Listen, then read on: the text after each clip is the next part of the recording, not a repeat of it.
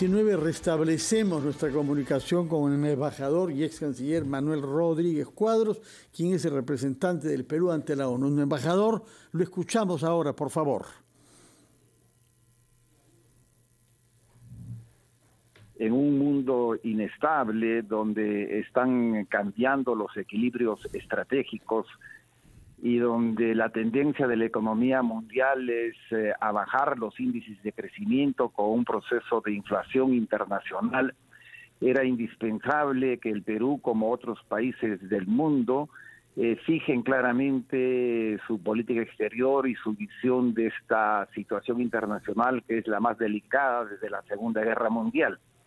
El presidente de la República, en ese sentido, ha dado certidumbres al mundo de una política exterior basada en la interpretación y especificación de los intereses nacionales del Perú, vinculada con principios esenciales de la Carta de las Naciones Unidas, como la no intervención y la defensa de la integridad territorial de los estados, además efectivamente de los principios vinculados a una visión democrática de la gobernanza mundial.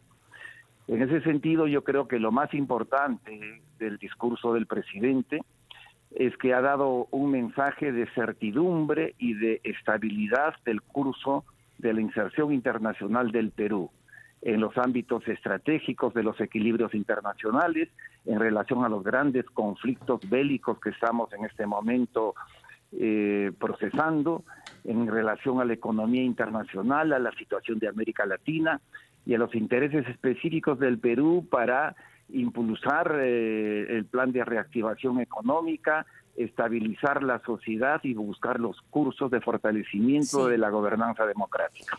Embajador, en medio de esto sí nos interesa mucho saber con quiénes se ha reunido el presidente Castillo.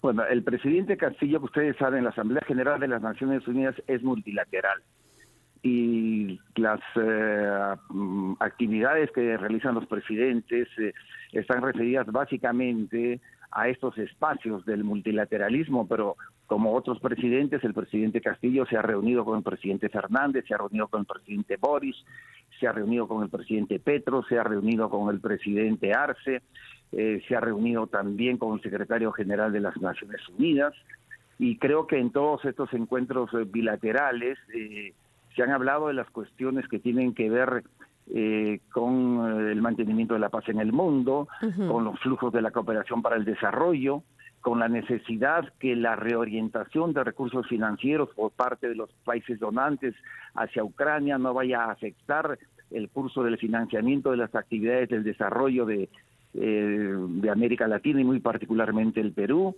Se han visto asuntos bilaterales de la mayor importancia. Ha habido una reunión con más de 40 empresarios y gerentes de empresas y bancos vinculados a la inversión en el Perú, en la que el presidente y los ministros creo que han explicado claramente cuál es el curso de la economía nacional, buscando la confianza del capital nacional y extranjero.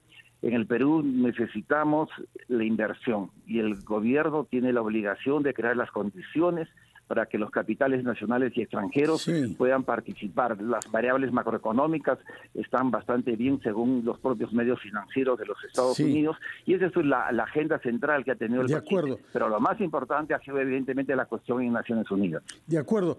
Por otra parte, hay el tema del clima, y nuestro país es observado de todas partes del mundo a causa de la Amazonía y muchos incidentes violentos que se han producido ahí de dirigentes indígenas y de militantes ambientalistas. Por eso es que es importante el Acuerdo de Escazú. El presidente Castillo hizo una referencia al Acuerdo de Escazú. Quisiera que nos aclare cuál es la posición del Perú frente a este acuerdo que, como todos sabemos, no ha sido ratificado en el Congreso. La cuestión es muy simple. El cambio climático ya no es una cuestión en discusión. El negacionismo que había respecto al cambio climático prácticamente ha desaparecido en el mundo. El Perú es uno de los países, por su megadiversidad, que puede sufrir las consecuencias del cambio climático más fuertemente. derretimiento de los glaciares, desertificación, pérdida de biodiversidad. Y la Amazonía es la gran reserva de vida que tiene el Perú y también es una reserva ingente de recursos económicos. Y en ese sentido, preservar el medio ambiente en la Amazonía es un interés nacional. Y preservar las relaciones económicas en la Amazonía con la sostenibilidad de políticas que no deterioren el medio natural, sino que lo hagan sostenible, es también un objetivo nacional. En este contexto, el Acuerdo de Escazú es un acuerdo que tiene dos objetivos. El primero, avanzar en la protección del medio ambiente amazónico y fuera de la Amazonía también, y en segundo lugar, proteger los derechos humanos de las poblaciones originarias y los defensores del medio ambiente. Es un acuerdo que defiende la soberanía nacional respecto a los recursos naturales que están en la Amazonía y en todas las áreas protegidas del Perú. Y adicionalmente, es un acuerdo que da estabilidad, porque cuando en términos de derechos humanos se protegen a las personas, la imagen del Estado de Derecho, de la democracia, se opone a la del crimen organizado, y eso evidentemente fortalece una percepción del país en términos de estabilidad para las propias inversiones. El Acuerdo de Escazú no contiene ninguna cláusula que someta a la Corte Internacional de Justicia contradicciones de intereses entre el Estado, los particulares o las empresas. Ningún dirigente sindical, ninguna empresa, el Estado peruano, nadie puede llevar a la Corte Internacional de Justicia un caso por dificultades o conflictos vinculados al medio ambiente. En ese sentido hay una información absolutamente equivocada. Escazú es una opción por preservar la Amazonía, es una ratificación de la soberanía permanente del Perú sobre sus recursos naturales y sobre todo es un acuerdo de derechos humanos que está en la línea de una histórica decisión que ha adoptado las Naciones Unidas, que ha reconocido por primera vez en la historia al derecho al medio ambiente como un derecho humano. Entonces, Europa también tiene un acuerdo primo hermano muy parecido, y el presidente de la República lo que ha hecho es ratificar el compromiso del Perú con Escazú, y obviamente ya todo dependerá de que el Congreso pueda reflexionar y avanzar para aprobar el acuerdo y posteriormente el Ejecutivo ratificarlo. Embajador, en otros temas, los gobiernos de Marruecos y Perú habían acordado la cooperación en materia económica, comercial, educativa y también en cuanto a agricultura y fertilizantes, en una crisis de precios del fertilizante, y entiendo que habían 150.000 toneladas que estaban a punto de donar hasta que llega este reconocimiento de la República Árabe Saharaui, que ha detenido, por supuesto, esa donación. Explique, por favor, a todos los que no conocemos del teje y maneje de la política exterior, por qué se hace este reconocimiento cuando había ya estos acuerdos y estas buenas relaciones con Marruecos. Le pido, por favor, que nos explique a todos los peruanos, a los agricultores también que están a la espera de los fertilizantes, por qué se ha tomado esta decisión en la política exterior de nuestro país. Ya regresamos con Manuel Rodríguez Cuadros, representante del Perú ante las Naciones Unidas.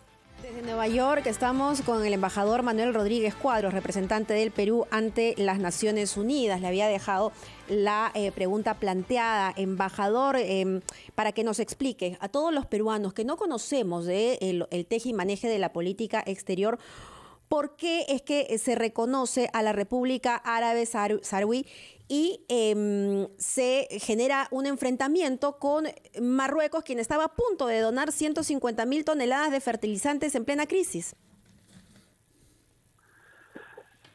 Bien. En primer lugar, no hay una vinculación entre el asunto de los fertilizantes y el reconocimiento de la República Árabe Saharaui. Son dos cosas totalmente distintas que les voy a explicar. Pero lo esencial es lo siguiente.